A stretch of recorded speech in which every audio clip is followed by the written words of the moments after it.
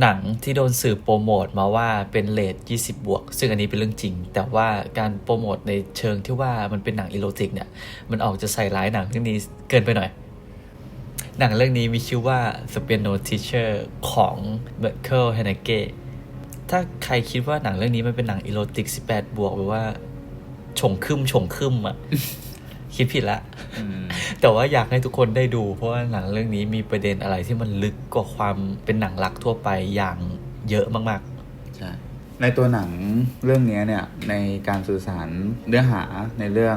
มันมีหลากหลายมุมที่เราอาจจะต้องใช้การสังเกตพฤติกรรมในตัวละครเยอะหน่อยเพราะว่าหนังไม่ได้เล่าความเป็นภูมิหลังของตัวละครนั้นๆแบบชัดเจนหรืออะไรเงี้ยเราจะสังเกตได้จากพฤติกรรมบางอย่างของตัวละครเช่นอย่างตัวนางเอกกันที่แบบนั่งฟังเปียโนแล้วมือจะขยับตามหรืออะไรก็ตามที่มันจะเป็นลักษณะเฉพาะตัวทางด้านนิสัยหรือการอยู่ร่วมกันกับแม่ที่มีลักษณะค่อนข้างเฉพาะหมายถึงว่าการอยู่ร่วมกันนะหมายถึงเรื่องของความสัมพันธ์ที่อยู่ร่วมกันแบบเฉพาะมากๆการว่าการรักการอะไรต่างๆนานาในครอบครัวนั้นก็มีการบอกมาบ้างว่าตัวละครเจออะไรมาบ้างอะไรพวกนี้เราต้องมานั่งวิเคราะห์เราต้องเก็ตในเรื่องของคนที่เป็นแบบว่าครูเปียโน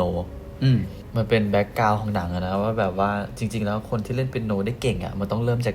ตั้งแต่เด็กๆซึ่งส่วนใหญ่คนที่เก่งก็จะเป็นแบบว่าโมซาร์ทอะไรเงี้ยก็คือจะต้องถูกบีบบังคับไม่เหมือนคนทั่วไปก็คือจะต้องแบบเล่นตั้งแต่เด็กเล่นแม่งอยู่นั่นเล่นจนเก่งชำนาญซึ่งมันก็จะเห็นได้ชัดว่าตัวเองเนี่ยก็จะมีปัญหากับแม่ก็อาจจะเป็นที่ว่าแม่เองก็อาจจะเป็นคนที่ว่าบังคับอะไรเพราะมันจะมีบทที่แม่ก็พูดออกมาว่าฉันเสียสละทุกอย่างเพื่อให้แกอะไรอย่างงี้ซึ่งเราก็ไม่รู้ว่าตัวนางเอกอยากได้หรือเปล่านะแต่ว่ามารู้ตัวอีกทีก็คือนางเอกก็กลายเป็นครูที่แบบว่าเป็นชำนาญการละจากจุดนั้นก็ทำให้กลายเป็นว่ามันเกิดสภาวะคอนฟลิกต์ขึ้นในตัวหนังอย่างหนึ่งตรงที่ว่าพอเราได้เห็นว่านางเอกเป็นครูสอนเปียโนที่ค่อนข้างจริงจังในเรื่องของการสอนมีทักษะสูงมากมีความ perfectionist ในการสอนหรือว่าในงานของการสิ่งที่ตัวเองทำอยู่มากๆเนี่ยมันเลยทำให้เรารู้สึกเลยว่าคนนี้จะต้องไม่มีการแบบว่าเขาเรียกอะไรเดียโลเลโลเลโลเลอะไรวะโลเลไอ้เหี้ยมันจะซับใหม่ขึ้นทุกคลิปนั่นแหละจะไม่มีการแบบแบบเป็นคนที่ไม่เอาไหนหรือทำสิ่งที่มันไม่ควรจะทำนะใช่แต่พอนั่นแหละครับพอหนังมันดำเนินไปประมาณหนึ่งมันก็จะทำให้เราเห็นแล้วว่าตัวนางเอกเองไม่ได้มีมุมที่เราคิดเอาไว้ว่าคนในลักษณะนี้จะเป็นนั่นก็คือการทำในสิ่งที่สังคมอาจจะมองว่ามันดูไม่เหมาะสมหรือเขาเรียกอะไรมันดูไม่ถูกต้องกับการที่ครูเปียโนดีๆสักคนหนึ่งจะทำมันเป็นด้วยโพสิชันหน้าที่การเป็นครูอ่ะมันสูงกว่าความชอบของตัวเองคือตัวละครเป็นตัวละครที่น่าสงสารมากแบบว่าเขามีความชอบต่อให้มันเป็นเรื่องเพศแต่มันก็เป็นรสนิยมอย่างหนึ่งใช่ซึ่งก็แน่นอนว่าสังคมมันก็มองแบบว่าเหมือนที่พูดไปเมื่อกี้แหละเพราะว่ามันผิดแปลกมันดูไม่เหมาะสมหรืออะไรก็ตามแต่คือหนังมันก็จะมีฉากบางฉากที่ยื่นมาให้เราดูว่าตัวละครนี้แม่งจิตไม่ปกติใช่ซึ่งจริงๆแล้วถ้าตัดฉากเหล่านั้นออกไปมันก็เป็นคนปกติเขาก็ไม่ได้มาแบบว่าทำอะไรอย่างนี้ให้เราดูทุกคนนะนึกออกไหมนึกออกคือเขามีแรงกดดันมีอะไรบางอย่างที่ทำให้ทุกอย่างแม่งแบบว่าสรวนอะสรวนแม่งสรวนระหว่างหน้าที่ความชอบแรงกดดันการปลดปล่อยไอ้คมว่ะมีโกนอ่ะฮะมีโกรนจีไม่ได้โกนจีจนกระทั่งมาเจอเด็กหนุ่มคนหนึ่งที่แม่ก็บอกแล้วว่าไอ้นี่แม่งเป็นแมงดาแม่ไม่ปลื้มแต่เอาแรกๆมันดูโรแมนติกมากเลยนะเว้ยการมาเจอกัน2ตัวละครเนี้ยแบบว่า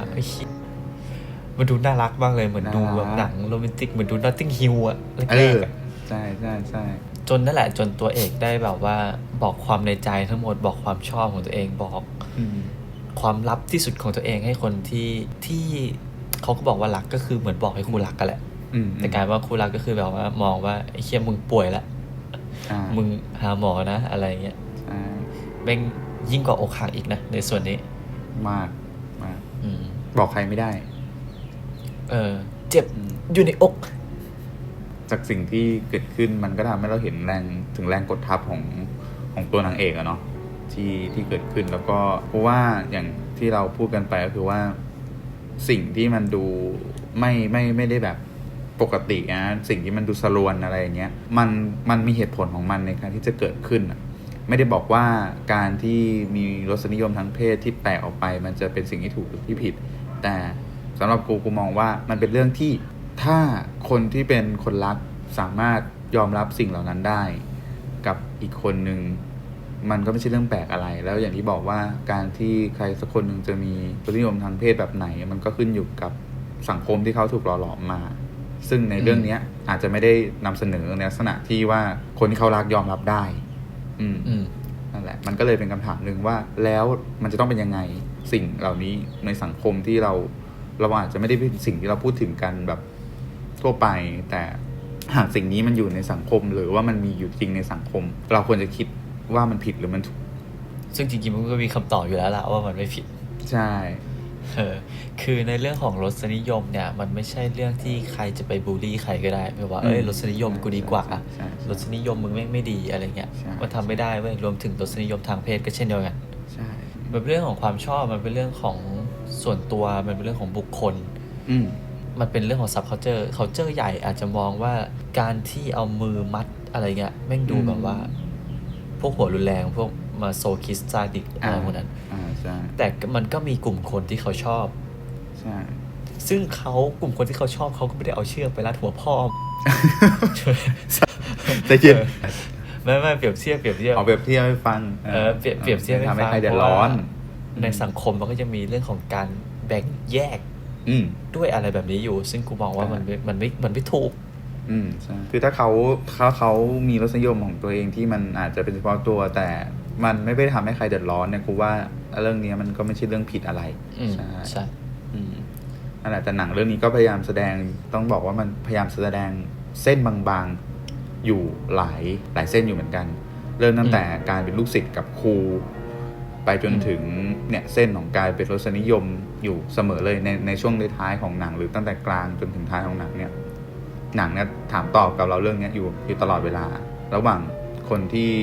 เป็นผู้ชายนะที่ดูจะโรแมนติกมากๆในตอนแรกแบบโอ้โหแบบเชียร์กูผมเนี่ยแบบหนีวิศวะมาหาการเล่นเปียโนเลยนะอะไรเงี้ยหนังเปียโนส้นตีนเลยแม่งพูดถึงไม่พูดถึงเปียโนเท่าไหร่แต่ว่าอันแหละมันไม่ใช่ประเด็นของหนังใช่ไหมนั่นแหละมันก็เลยเป็นสิ่งที่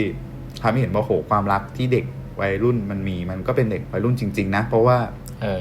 นอกจากสิ่งที่ตัวเองต้องการแล้วพอมันไม่ใช่อาจจะไม่เลือกรับฟังอะไรเลยหรืออาจจะไม่ต้องการที่จะเข้าใจสิ่งอื่นๆไปนอกจากสิ่งที่ตัวเองต้องการซึ่งมันจะเกิดการย้อนแย้งกันในช่วงหลังๆคือในส่วนของหนังถ้าเราเข้าใจบางประเด็นคลาดเคลื่อนไปนิดเดียวมันจะทำให้เนื้อหาของหนังทั้งหมดมันเปลี่ยนเช่นในส่วนที่ตัวเอกขึ้นมาบุกหานางเอกในช่วงท้ายนะมันคือการขืนใจใช่มันคือการขืนใจแต่ว่าจริงๆมันก็คือตามสิ่งที่นางเอกเขียนต้องการเลยด้วยซ้ำแต่ว่าก็อย่างที่บอกว่าเป็นเรื่องรสนิยมมันไม่ใช่คำสั่งเว้ยใช่แล้วนางเอกเขาเขียนแบบว่ามันคือการเปรียบเปยมันคือการแบบว่าอุปมาอุปไมยมันไม่ใช่ให้มึงมาตบหน้าต่อแม่หรืออะไรตบหน้าซาเวจจัดมึงเถื่อนเกินเข้ามาถึงมับตบก็ให้อีแกงไม่ต้องนั่นแหละเราก็จะเห็นได้ชัดว่าไอ้ตัวละครผู้ชายนี้แม่งก็แบบว่าเอาแต่ใจตัวเองเหมือนกันไม่ใช่คนดีขนาดนั้นกระบวนการกับสิ่งที่เป็นรสนิยมเนี่ยมันเป็นเรื่องที่เราต้องแยกจากกันเลยอย่างเนี้ยกระบวนการที่พระเอกทำเนี่ยพระเอกเนี่ยยืนยันมาเสมอว่ารักนางเอกเราก็ไม่ต้องการนะที่จะอ่าน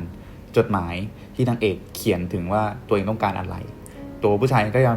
จะแบบกอดรัดซัดเบี่ยงแบบเอาสิ่งที่ต้องการนะแต่ในกรณีเดียวกันนางเอก กับเป็นผู้เขียนจดหมายซึ่งถ้าเราสังเกตกระบวนการ2อย่างเนี้ยมันคอนฟลิกต์กันโดยชัดเจนมากอันนี้เป็นเรื่องนึงที่กูต้องขอชมผู้กำกับในเรื่องนี้นะเพราะว่ามันแยบยลอ่ะการบอกพระเอกด้วยวิธีที่นอบน้อมมากคือสื่อสารด้วยผ่านจดหมายแม้ว่าในจดหมายนั้นมันจะเป็นเรื่องที่รสนิยมอะไรก็ตามแต่มันก็เป็นวิธีการบอกที่แบบนุ่มนวลนะแล้วก็น่ารักมากๆแล้วก็ดูมีมารยาทมากๆในการจะบอกฝ่ายรักคือแบบมาก็น่าคิดไหมว่าแบบการที่มึงอยู่ดีพุ่งเข้าไปกอดจูบรูปคำนู่นนี่นั่นกับการที่มึงแบบสื่อสารก่อนด้วยแบบวิธีการแบบส่งจดหมายซึ่งไม่จำเป็นก็ได้แต่เขาก็ทำกับสิ่งที่เรามานั่งคิดว่ารสนิยมเขาแบบเนี้ยมันดูน่าขยะแขยงหรือดูแบบไม่ถูกมันย้อนแย้งอ่ะมันถ้าเราสังเกตดีๆว่าการกระทำของนางเอกที่มีต่อพระเอกกับพระเอกที่มีต่อนางเอกมันน่าจะนั่งตั้งคำถามจากจุดเนี้ยมากมาเลยแต่กูชอบฉากหนึ่งมากเลยอ่ะหลังจากที่ไอ้ผู้ชายอ่านจดหมายกูไม่เรียกแม่งพระเอกแล้วกันกูแค้นแค้นอินปะอินจริงแล้วตัวนางเอกไปแบบเปิดตู้แล้วบอกว่ามึงยังไม่ได้บอกเลยว่ามึงชอบสีอะไรเงี้ยกูจะได้แบบแต่งตัวเป็นสีนั้นอะไรเงี้ยคือเนี่ยจริงๆมันก็เป็นการสะท้อนว่าตัวนางเอกอ่ะแม่งมีมุม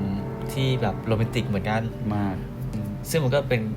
การสะท้อนเหมือนที่บอกไปตอนแรกว่าไม่รู้ว่าเขาโตมาเป็นแบบไหนแต่ว่าเขาดูแบบใช้ชีวิตคนเดียวมาโดยตลอดอะไรเงี้ยใช่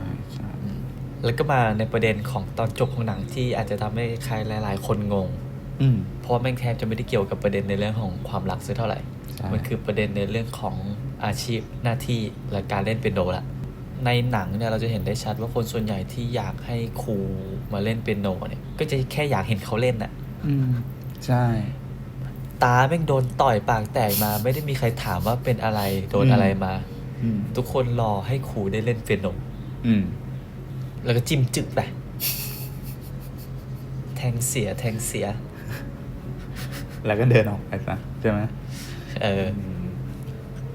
ในทางนี้ก็ทำให้เห็นนะว่าสุดท้ายไม่ว่ายังไงไม่ว่าจะเรื่องความรักหรือเรื่องสุดท้ายทุกคนก็ต้องการแค่สิ่งที่ตัวเองต้องการไม่มีใครเข้าใจตัวนางเอกจริงๆปักที่กลางหัวใจไอ้การที่นางเอกทำร้ายตัวเองเนี่ยมันคือการเบี่ยนเบน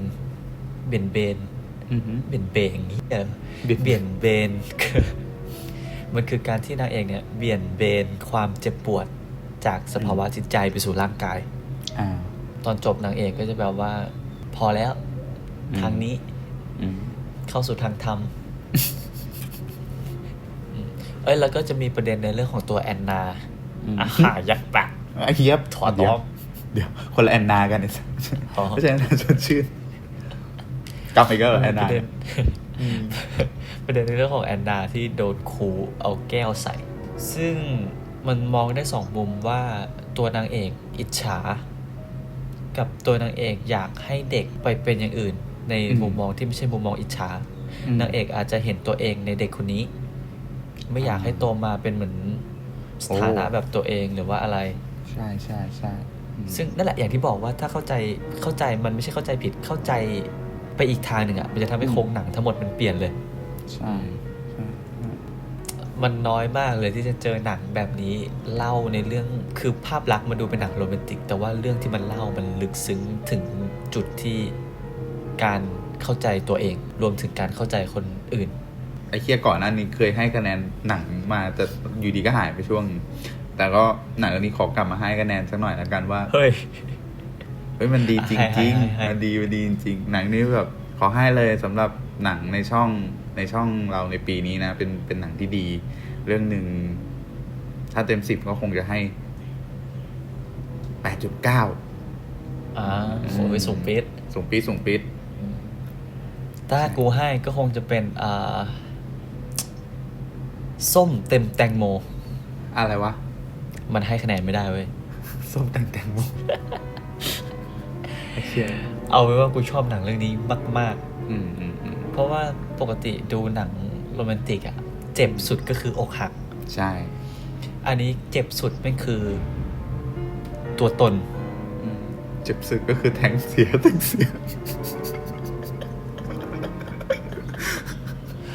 อุ้ย